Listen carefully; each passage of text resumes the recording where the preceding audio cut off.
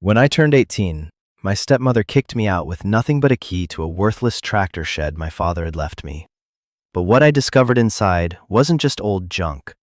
It was a legacy that would change my life forever. If you've ever felt like you've been counted out, like the world has already decided who you are, then this story is for you. Hit that subscribe button because we're a community of people who know what it's like to have to build your own future from the ground up. The screen door slammed shut behind me with a sound like a gunshot, final and absolute. Carol didn't even have the decency to watch me leave.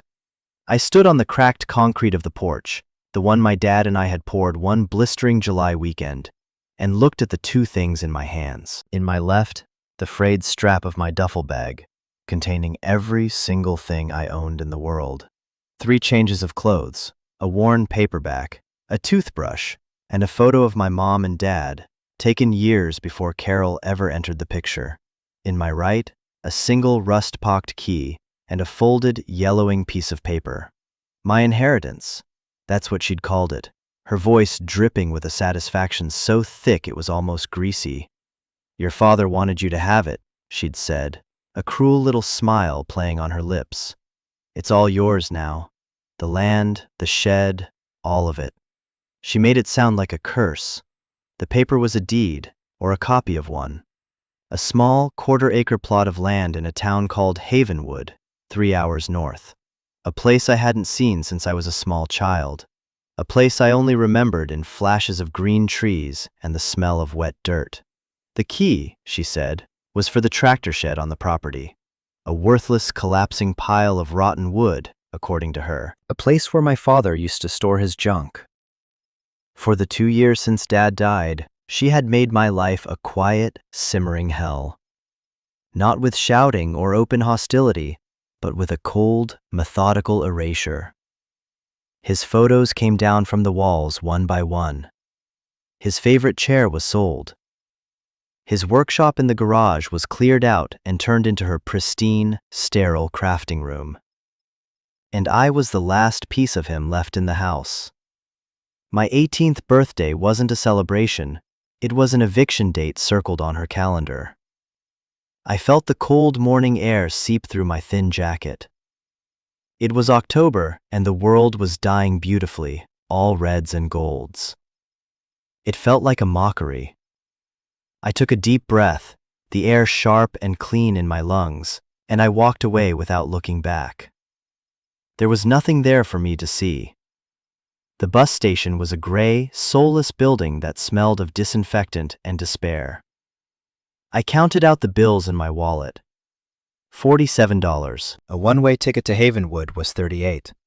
I bought it, along with a bottle of water and a stale protein bar. That left me with $7 and some change. $7 to start a new life. The absurdity of it was so vast it wasn't even funny. It was just a fact, as solid and indifferent as the concrete bench I sat on, waiting for the bus to arrive. The journey north was a slow, rattling crawl through a landscape that mirrored my own internal state. The sharp, glittering edges of the city gave way to the endless, repeating sprawl of suburbs, each house a slight variation on the one before it, a testament to a life I felt completely disconnected from. Then the suburbs thinned, replaced by strip malls and gas stations, and finally, by wide, open fields stretching out under a vast, gray sky. The fields were barren, harvested, and waiting for winter. I watched the telephone poles tick by, one after another, a hypnotic rhythm that pulled me deeper into my own thoughts. I thought about my dad.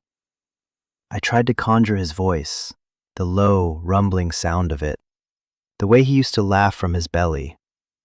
But the memory was thin, worn through like old fabric. Grief is a strange thing. For 2 years it had been a constant, heavy weight in my chest. But now, sitting on that bus, hurtling toward an unknown future, it felt different.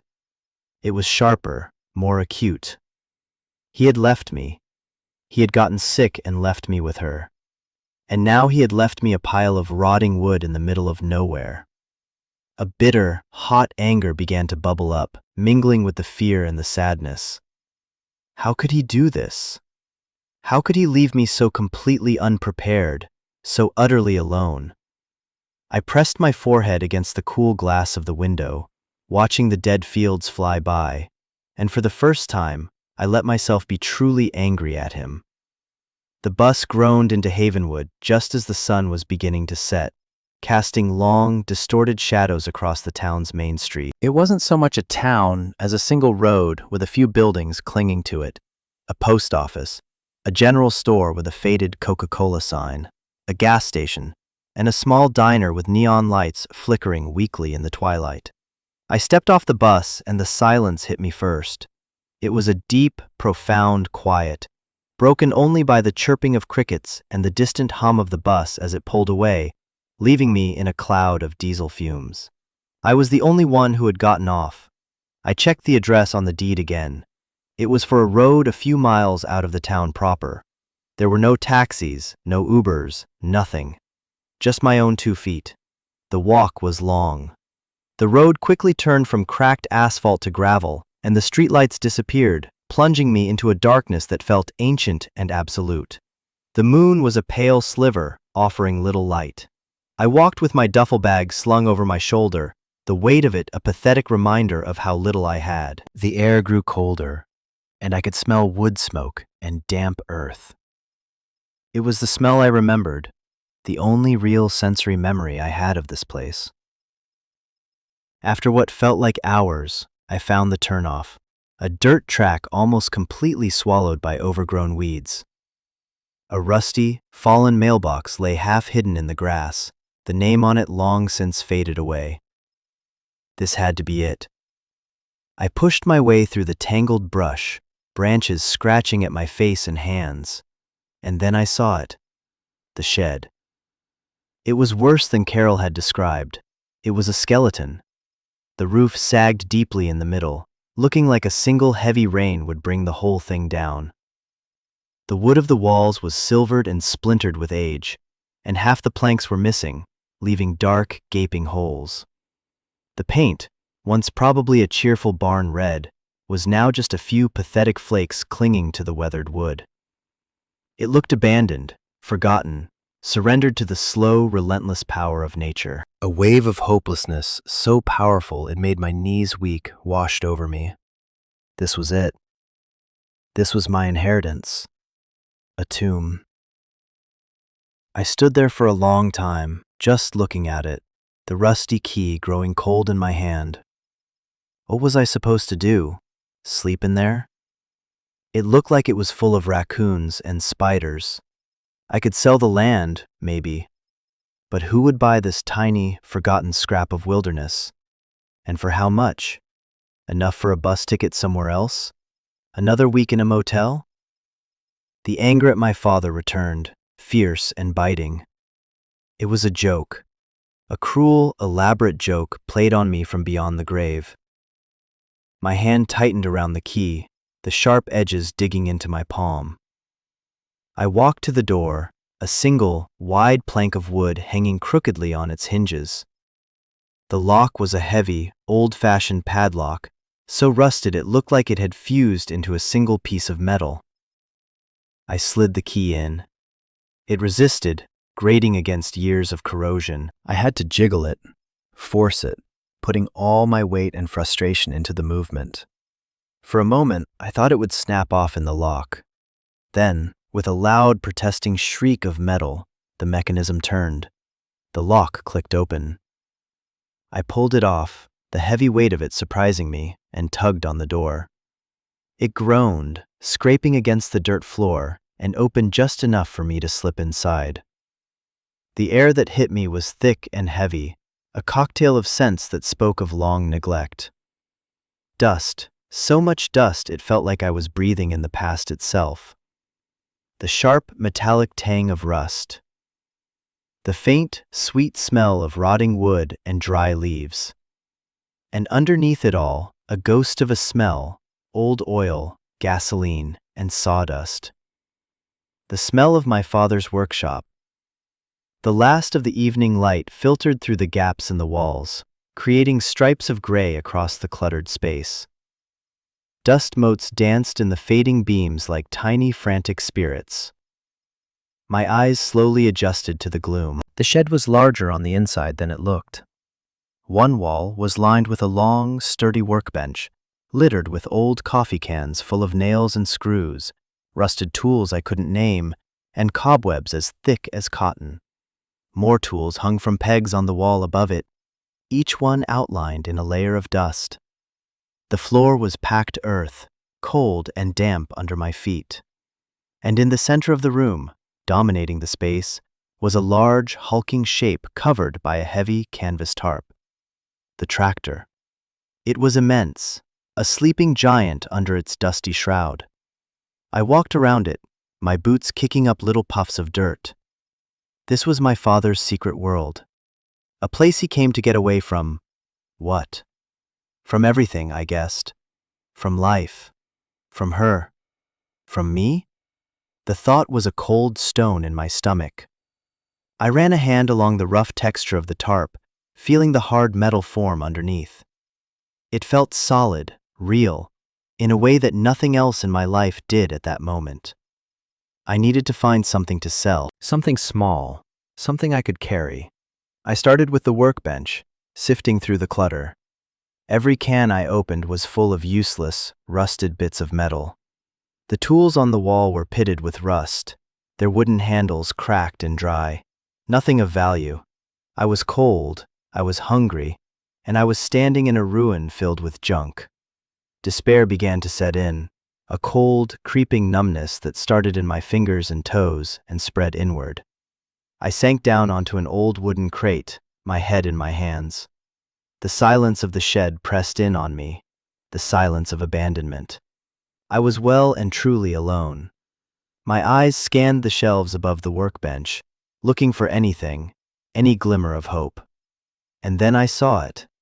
Tucked away on the highest shelf, almost hidden in the deep shadows under the eaves, was a small, dark shape. A box. A metal box. It took some effort to reach. I had to drag the heavy crate over and stand on it, my fingers stretching, dislodging a cascade of dust and dead spiders. Finally, I got a hold of it and pulled it down. It was an old army surplus ammo can, painted olive drab, heavy and solid, and it was locked. A small, simple padlock held the latch closed. Of course, another lock, another barrier. I looked around for something to pry it open with. I grabbed a long, heavy screwdriver from the workbench and wedged the tip into the hasp. I put all my weight on it, grunting with the effort, my muscles straining. The metal groaned, bent, and then, with a sharp crack, the lock broke. I almost fell backward off the crate. My heart was pounding, a frantic, hopeful rhythm in my chest. This had to be it. Money. My dad must have stashed cash here, away from Carol, for me. It made perfect sense. I fumbled with the latch, my fingers clumsy with cold and anticipation. I lifted the lid, and my heart sank. It wasn't money. The box was full of paper. It was packed tight with a thick stack of envelopes, bundled together with a piece of old butcher's twine. They were yellowed with age, the corners soft and worn. My name was written on the top envelope in my father's familiar, blocky handwriting. Leo. Next to the letters was a small, tarnished silver key, the kind for a diary or a small lockbox, and a Zippo lighter. His Zippo, the one with the faded eagle engraved on it. I lifted the bundle of letters out. They were heavy, substantial. I untied the twine and looked at the first one. The date on it was from 2.5 years ago, just a few weeks after he got his diagnosis. My hands were shaking. I didn't know if I wanted to read it. I didn't know if I could bear to hear his voice again, even on paper. But what choice did I have? I flicked the Zippo. It sparked once, twice, and then a steady, clean flame bloomed in the darkness, pushing back the shadows. I unfolded the first letter. "My dearest Leo," it began. The sight of his handwriting, so familiar and yet so distant, was like a punch to the gut. A wave of grief, raw and overwhelming, crashed over me. I had to stop, close my eyes, and just breathe for a minute. The flickering flame of the lighter illuminating the tears tracking through the grime on my face. I cried for the first time since his funeral. I cried for him, for me, for the years we'd lost and the future we would never have. I cried for the crushing loneliness of that moment, sitting in a cold, dark shed, reading a letter from a dead man. After a few minutes, the wave receded, leaving behind a hollow ache. I took a shaky breath and continued reading. If you are reading this, then it means I'm gone. And it probably means Carol has finally shown her true colors. I'm sorry, son. I'm so sorry. I know this isn't fair. I know you're probably alone and scared and angry at me. You have every right to be. Please, just hear me out. I need you to understand. When I found out I was sick, I tried to make arrangements. I tried to set up a fund for you, but she's my wife. The law gives her rights. Anything I left in a bank, she could have contested, tied it up in court for years until there was nothing left for you. She is resourceful when it comes to money. I couldn't risk it. I couldn't risk her getting her hands on what was meant for you. So I had to do this. I had to go back to the one place that was always mine, long before I met her. This shed, this piece of land. My father left it to me, and it was never put in our shared assets. It's mine, which means now it's yours. I know it's not much to look at right now, but this place is a promise. It's a chance. I've left you a series of letters, a roadmap. Don't try to read them all at once. Read them one at a time when you feel you're ready for the next step. This first letter is just to say, I love you. I never stopped loving you, not for a second. Even when I was quiet, even when I seemed distant, I was always thinking of you. I was trying to figure this out, how to protect you when I was gone. This is the best I could do. I hope it's enough. Your first task is simple. Survive the night. There are old blankets in the cab of the tractor. There's a hand pump for water out back by the big oak tree.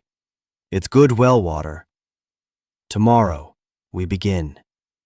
With all my love, Dad. I read the letter 3 times, the words blurring through my tears.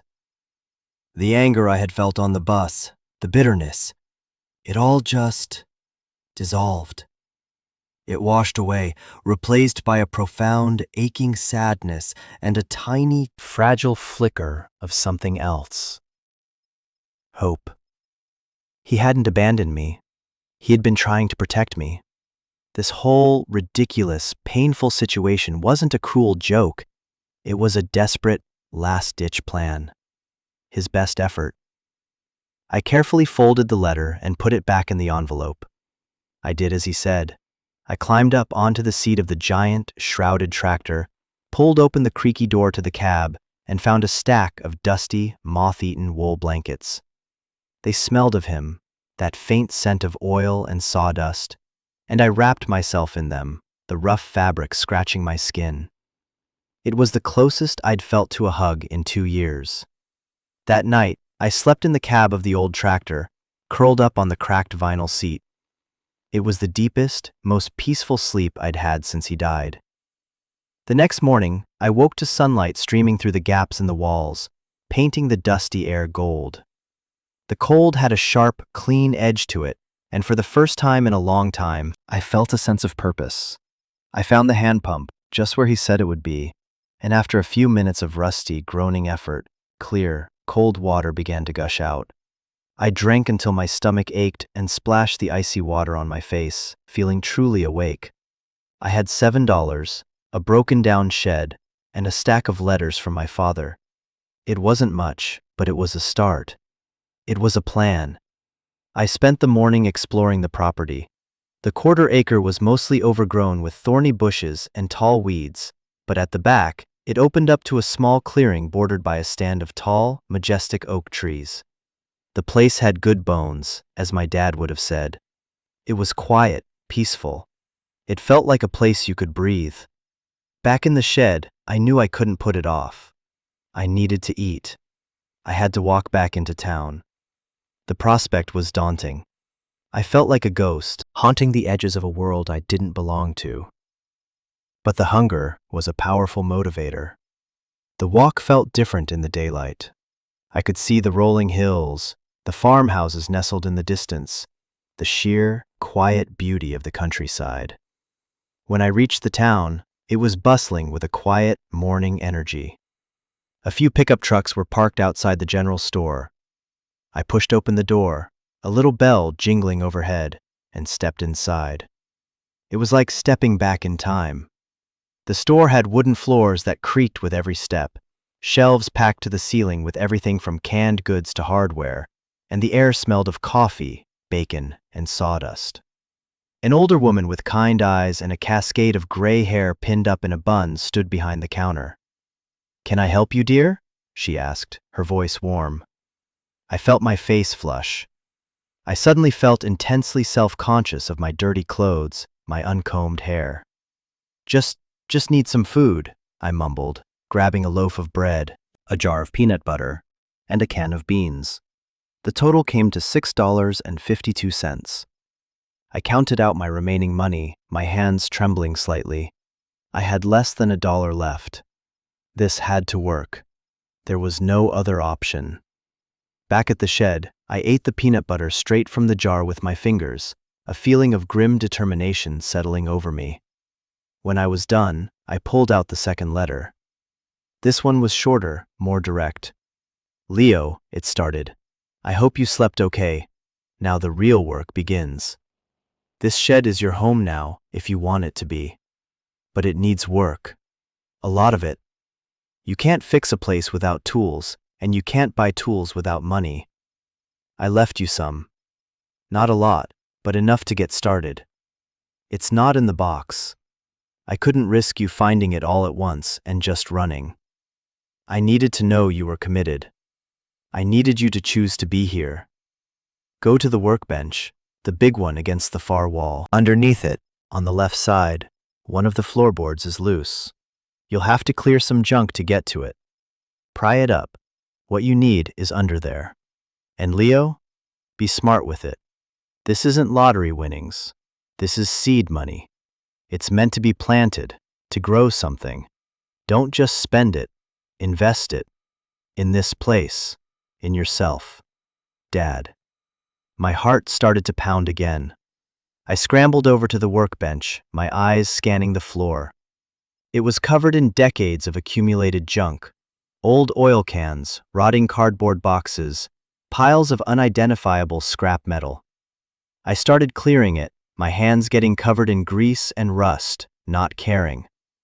I worked frantically, tossing things aside, creating a growing pile of debris in the middle of the floor. Finally, I cleared a space under the left side of the bench. I ran my hands over the rough wooden planks of the floor. Most were nailed down tight. But then, my fingers found it. A slight give. A board that moved just a fraction of an inch when I pressed on it. I used the same big screwdriver I'd used on the ammo box, wedging the tip into the crack and prying upwards. The board groaned, resisted, and then came loose with a spray of dirt and splinters.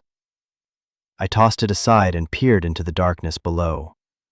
There was a small, hollowed-out space in the dirt, and nestled inside it was a small canvas bank bag, the kind with a drawstring at the top.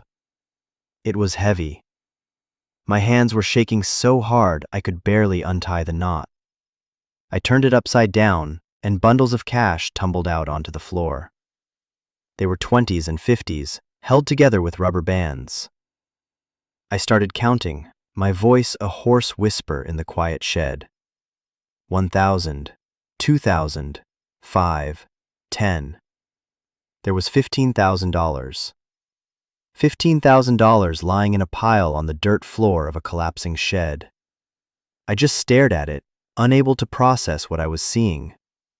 It was more money than I had ever seen in my life. It was a fortune. It was a lifeline. It was a test. I sat there for a very long time, just looking at the money. 1,000 thoughts raced through my mind. I could take it and run. I could buy a bus ticket to anywhere, get a cheap apartment, disappear. I could leave this shed, this town, this whole mess behind me and never look back. The thought was tempting, a siren song of easy escape. No more sleeping in the cold. No more eating peanut butter out of a jar. But then I looked at the letter in my other hand. "This is seed money," he'd written. "Invest it. In this place. In yourself." He hadn't just left me money, he had left me a choice. The same choice, over and over again. The choice to stay. The choice to try. He was trusting me. Maybe for the first time, someone was truly trusting me to make the right decision, without supervision, without judgment. He was treating me like a man. I thought about Carol's smug, satisfied face as she handed me the key. She thought she was giving me a burden, a final insult. She had no idea she was handing me the keys to my own freedom. That decided it. I wasn't going to run. I was going to do what my dad asked. I was going to invest in this place. I was going to build something. I carefully gathered up the money, bundled it back into the bag, and hid it again, replacing the floorboard. No one would ever know it was there. But I knew. And that knowledge changed everything. It was a foundation. The next day I walked back into town, but this time I walked with a purpose. My shoulders were back, my head was held high. I went back to the general store. The same woman, whose name I learned was Martha, was behind the counter. "Back so soon?" she asked with a smile. "I need to buy some supplies," I said, my voice clear and steady. "A lot of them."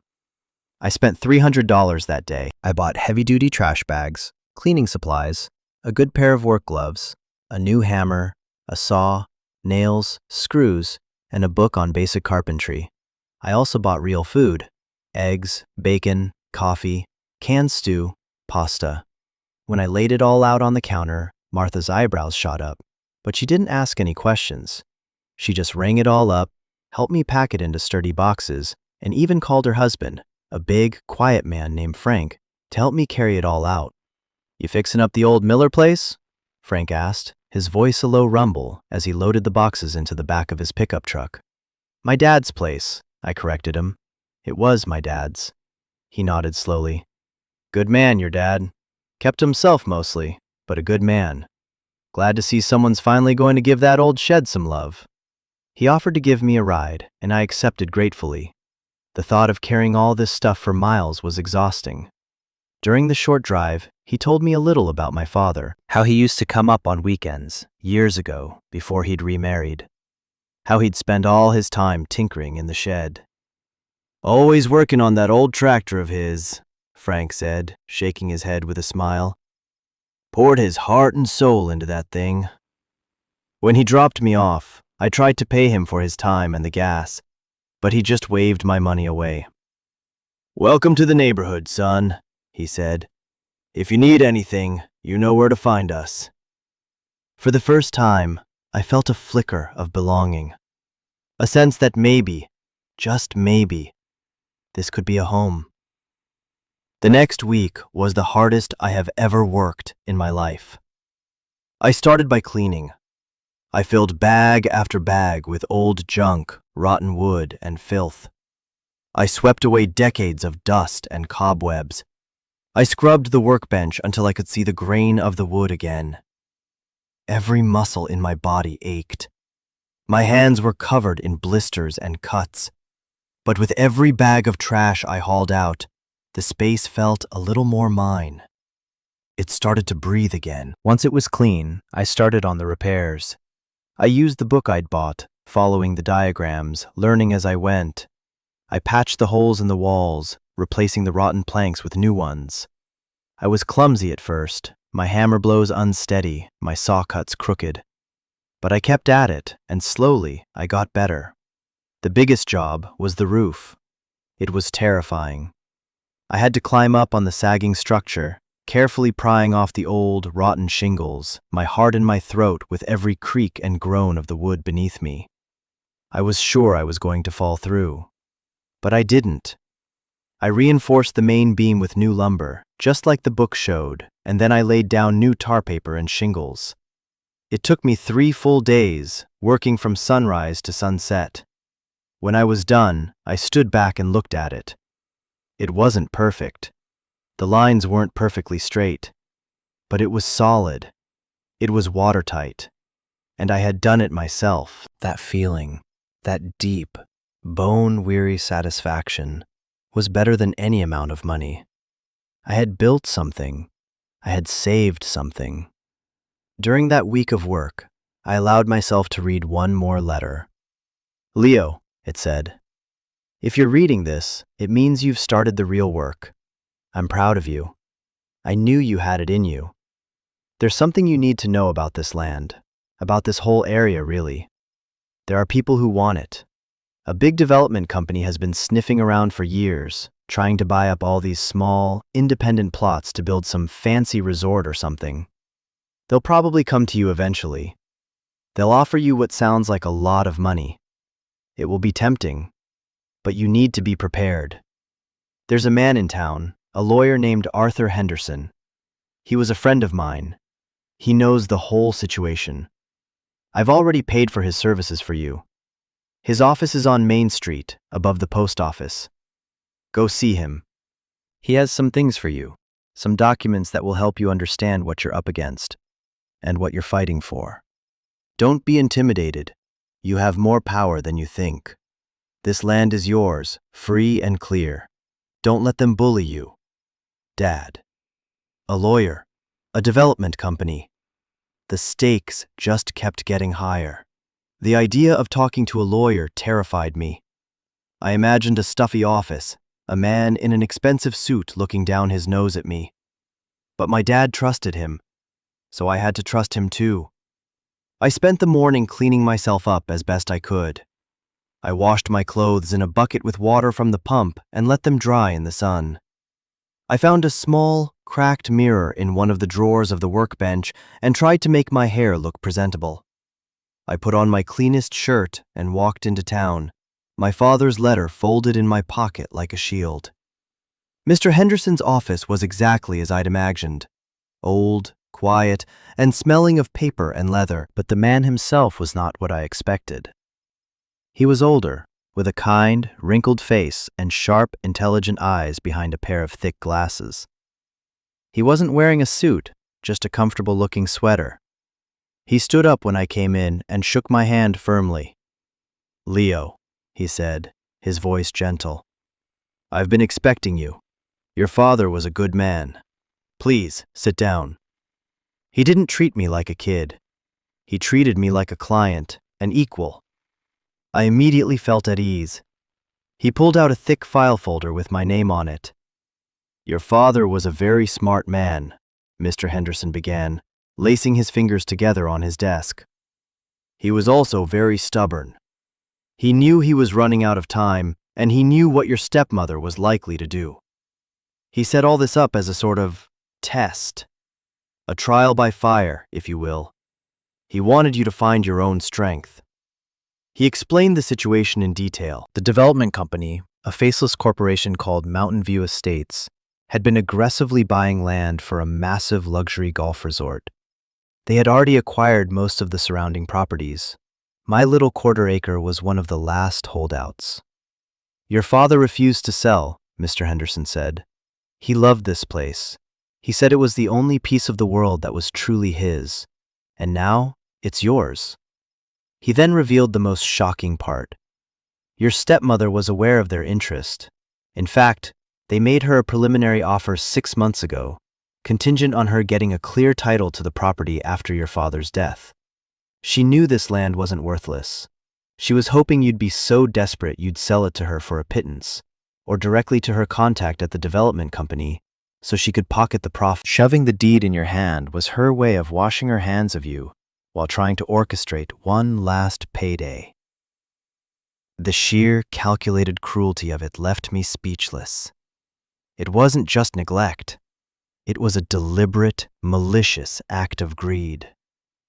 "Your father anticipated this," Mr. Henderson continued, "which is why he structured his will this way. The house, the bank accounts, all the shared assets went to her. He couldn't avoid that. But this property and its contents were left solely and directly to you. And the contents, well, that's the other part of this." He slid a document across the desk. It was an official appraisal. For a 1958 John Deere 420 tractor. The estimated value was listed at the bottom of the page. My eyes widened. It was worth over $50,000. "Your father spent the last 10 years of his life restoring that machine," Mr. Henderson said softly. "It was his passion project. It's a classic, a collector's item. It's in perfect museum-quality condition under that tarp.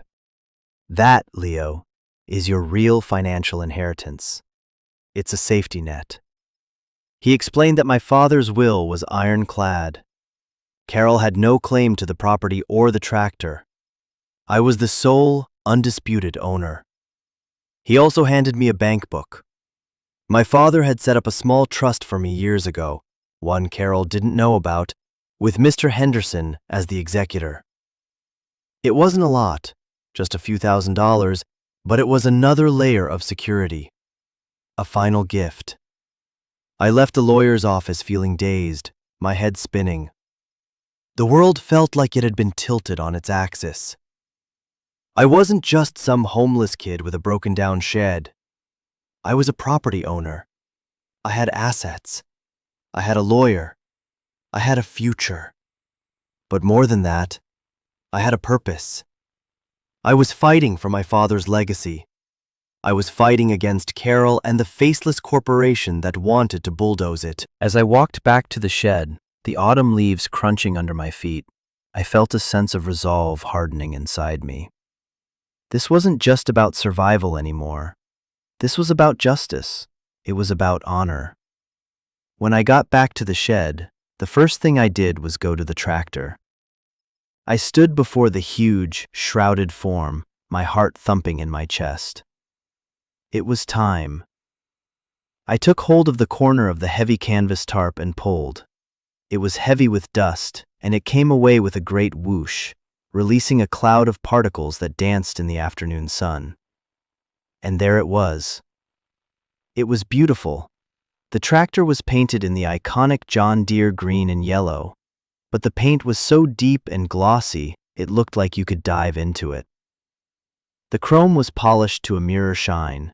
The tires were new, the seat a pristine black vinyl. It didn't look like a piece of farm equipment. It looked like a work of art. My father had done this with his own 2 hands in this shed. He had taken something old and forgotten and made it new again. He had poured his love and his patience into every bolt, every coat of paint. Taped to the gleaming steering wheel was one last envelope, the last letter. My hands trembled as I took it down and opened it. "My son," it began. "If you're reading this, it means you've seen her. You've seen my old girl. She's a beauty, isn't she? I hope you've talked to Henderson. I hope you understand the full picture now. You have options, Leo. Real options. You could sell the tractor. You could sell the land to the developers. Between the two, you'd have enough money to go anywhere, do anything. You could go to college, start a business, travel the world. You'd be set for life, and no one would blame you. It would be the smart, practical thing to do. But I want to offer you another option. A different kind of inheritance.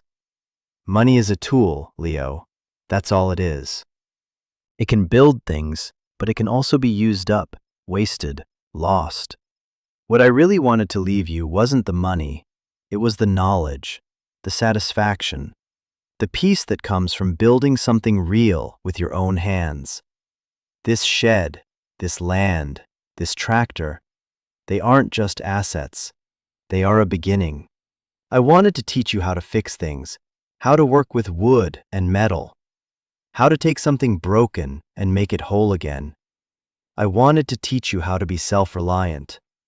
I never got the chance. So I'm leaving you the classroom. All my tools are there, my manuals, my notes. Everything you need to learn is within those four walls. The choice is yours, Leo. You can cash out and take the easy road. Or you can stay. You can learn. You can build a home here, a life. It will be harder. It will be slower. But I promise you, it will be yours. The money will run out eventually. But what you can build, what you can learn, that will last you forever. Whatever you choose, know that I am proud of you. Know that I love you. Always, Dad. I sat on the seat of the perfect, gleaming tractor, my father's last words echoing in my head, and I wept. I cried for the man who had loved me so much he had orchestrated this incredible, complicated gift from beyond the grave. I cried for the lessons he never got to teach me in person, and I cried with a sense of overwhelming gratitude. He hadn't just left me a tractor and a piece of land. He had left me a blueprint for a new life. He had left me a choice, and in my heart, I knew I had already made it. The months that followed were a blur of hard work and discovery. I officially hired Mr. Henderson to represent me. A few weeks later, a smarmy man in a suit from Mountain View Estates did show up, just as my dad predicted. He drove a fancy black car that looked ridiculous parked on my dirt track. He started by offering me $100,000 for the property. When I politely refused, he scoffed, telling me I was a stupid kid sitting on a worthless pile of dirt. He upped his offer, then resorted to threats, talking about eminent domain and legal fees.